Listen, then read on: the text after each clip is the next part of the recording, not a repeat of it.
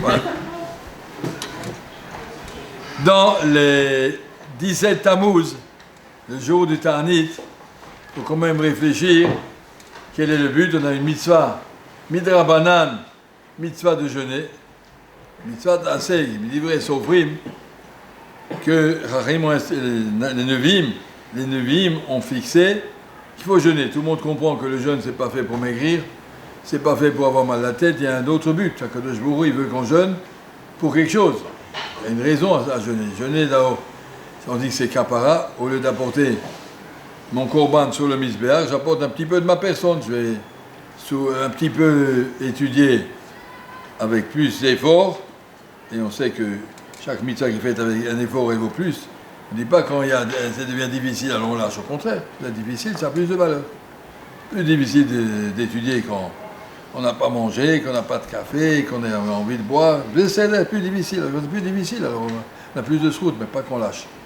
Et donc, le but du Ta'anit, c'est premièrement donc d'avoir une kapara grâce à l'effort qu'on a fourni pour faire l'avodat Hashem malgré le Ta'anit. Mais c'est plus que ça. On sait que a marqué Shrina Shuruya le Mala Mimrashotav Shel Cholé. Donc quelqu'un est malade, il a la Shrina sur sa tête. Pourquoi? Peut-être qu'il faut mettre sur la tête du docteur, mais pourquoi sur la tête du malade? Parce qu'un homme est toujours en équilibre, comme sur une balançoire, entre Yetzera Tov et Yetzera. Une fois c'est un qui gagne, une fois c'est l'autre. Chacun il a un autre niveau, mais la balançoire de chacun, elle est toujours équilibrée comme ça. Fait un tout petit peu trop d'un côté, un tout petit peu trop de l'autre côté. Ça c'est le système dans lequel Akadosh Baruch Hu nous a mis. Nous sommes en permanence en Bechira, en choix. Est-ce que tu penses à Hachem ou tu penses à toi? Et ça c'est notre balançoire permanente. Et lorsque quelqu'un est malade, son gouffre, il n'a plus d'exigence, il est tout foutu. Est-ce que la neshama elle brille? La neshama elle brille, la shrina elle vient. Et à Ta'anit aussi, le gouffre il a moins d'importance, je ne donne rien à manger, tu dis tais-toi, je ne veux pas t'écouter. Ta'anit c'est pas fait pour penser toute la journée, quelle heure on mange, qu'est-ce qu'on mange, où on mange, non. Ta'anit au moment où on oublie de manger, ça y est, arrête, monsieur, le gouffre, mets-toi de côté, qu'on t'oublie un petit peu, et qu'on puisse penser à une journée sans toi. Rien à manger, rien à boire, mets-toi dans ton coin, et tais-toi, et puis laisse-nous travailler. Donc le gouffre, il est moins mis en valeur, mais la neshama est plus forte. Alors, c'est un moment où le tafkid, le rôle d'une personne, c'est de réfléchir. Je vous lis dans le Mishnah Berurah, il Chot Ta'anit, tout au début, il Chot Ta'anit.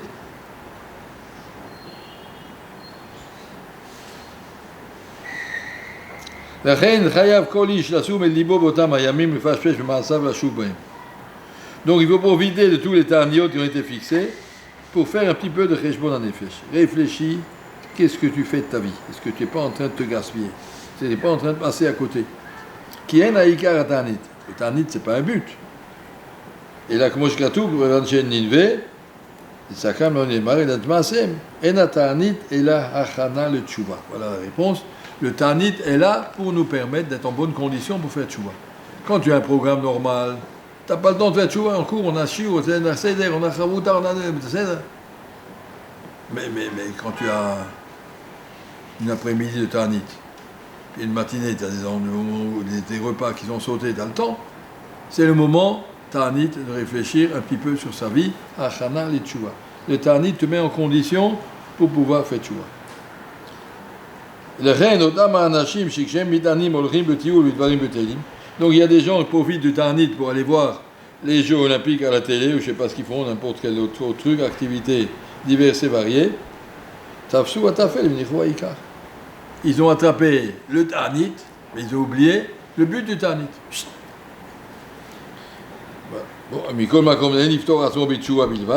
C'est sûr que dire, je fais tchouva, je fais pas Ta'anit, ça non plus. Yami meilou et mitzvah taseh midivri anuvim, litanot baim. Parce que sauf qu'il y a une mitzvah taseh midivri anuvim de jeûner, mais le but de cette mitzvah, c'est de mettre l'homme en condition pour faire tchouva. Il faut savoir qu'on est à 2 mois et demi de la fin de l'année, et dans les magasins à ce moment-là, c'est les soldes à la fin de l'année pour pouvoir voir qu'on puisse arriver à un équilibre positif de mon stock, que je puisse me présenter au moment où je fais le bilan. Un bilan positif, là aussi, on est à 2 mois et demi de la fin de l'année. Réfléchir à Botaï, qu'est-ce qui arrive? On a fini, on va à Tammuz, après à Elul, et puis donc c'est le moment de réfléchir un petit peu de quoi on aurait voulu que l'ère cette année-là, quand on était à Rosh Hashanah Kippour. Il faut qu'il y ait un programme de cette année, est-ce qu'on est encore sur la ligne? Des fois, il faut redresser. Chacun doit trouver le point qui le concerne. Le Ta'anit est un moment d'individualité, chacun pour soi. On mange tous ensemble, mais on jeûne chacun pour soi. Et chacun qui jeûne doit se prendre un petit peu de temps, ou beaucoup de temps, réfléchit, mais qu'est-ce que j'ai fait de ma vie? Qu'est-ce que je suis en train de me gaspiller? Qu'est-ce que je suis en train de regarder le Rambam Hilchot Ta'anit? Le Rambam Hilchot Ta'anit, il est très connu. Et si on a le soute, on va le lire.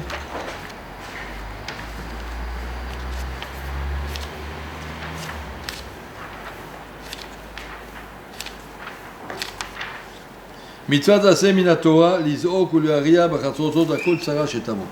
Et mitzvah aseh min haTorah, lorsqu'il a un malheur, de prier, mitzvah d'oraita, de prier, de supplier, de demander. Davazeh midakei hatshuva. C'est ça que, comme ça qu'un homme arrive à la tchouva. Bigdal ma'asayim haraim hura lahem, que s'il y a des malheurs, c'est-à-dire que Kadosh Baruch Hu est pas content de nous quelque part, il veut nous montrer.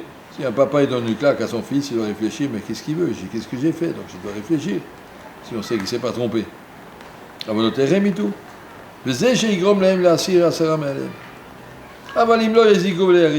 Mais si les gens, quand il y a une difficulté, un problème qui se pose, ils ne supplient pas, ils ne demandent pas. Ça c'est des choses normales, ça arrive, et des fois il y a des tremblements de terre, et des fois il y a toutes sortes de choses. Sarazou, Nikre, c'est un Mikre. C'est de la cruauté. Tu fais une mitzvah, tu es protégé, tu ne fais pas de mitzvah, toi aussi fais Sarat Sarot Acherot. Ou Shikatu Batoa, la Temim Bekeri. Midivre Sofri, Mitanot, Alkol, Sarat Shetavo, la Tzibou. Ou Miataniot Aïlou. Le Rambam dit que Midra Banan, il faut jeûner quand il y a des situation grave, et la Mishnah dans Maseret Tani donne les 5 événements qui sont passés, on les a vus dans les Slichot ce matin. Le 17 Tammuz, le plus célèbre, c'est le veau d'or.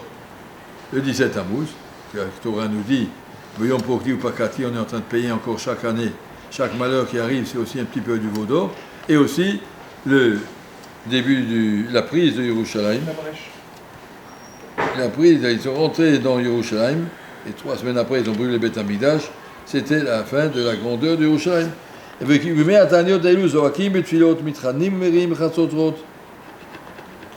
Ça, ce sont les conditions que le Rambam donne. Si on dit, c'est Daka, Tatsil Mimavet, d'un côté, le jour de Tani, il faut faire la Tzedaka, et d'un côté, il faut faire Tchouva, et surtout, il faut réfléchir, encore une fois, à quoi ça sert de tourner en rond, les années passent, les jours passent une derrière l'autre, et puis l'année va presque se terminer, reste encore aujourd'hui, dans 3 semaines c'est Tisha B'Av, il reste 3 semaines qu'on peut profiter vraiment, j'avais déjà, il y a le début de Rosh Chodesh, je vous ai dit, maintenant il reste 3 semaines pile, 3 semaines bien remplies, c'est 3 semaines bien remplies. Mais si c'est 3 semaines qui s'appellent la fin de l'année scolaire, on fait ce qu'on veut, les cahiers au peu, les professeurs au mieux, on ne s'intéresse plus à rien, ça va pas. Keter Shomron n'a jamais eu un phénomène qui s'appelle Sauf-Zman. Ça n'existe pas. Sauf-Zman, ça veut dire ça fin du Zman, ça va, on n'a pas besoin de venir, pas besoin de se lever, pas besoin de tenir les horaires. On n'a jamais eu ça. Cette année, la première fois, j'ai remarqué Sauf-Zman. On fait ce qu'on veut. On a envie de partir jeudi soir, on s'en va, on a envie de se promener, on n'est pas là, c'est quoi ça? Le Zman est là jusqu'à Tisha B'Av, jusqu'à Motzei Tisha B'Av, on est là, on est Mechouyav, on s'est engagé à un programme, on doit le tenir. Je vais raconter une histoire. Vous savez qu'il y a eu à Miami, vous savez mieux que moi, un bâtiment de 11 étages qui s'est effondré. Et j'ai entendu d'un Roche Kollel à Bnei Brak, que je connais, qu'il a un ami qui habite à Miami, dans cette maison.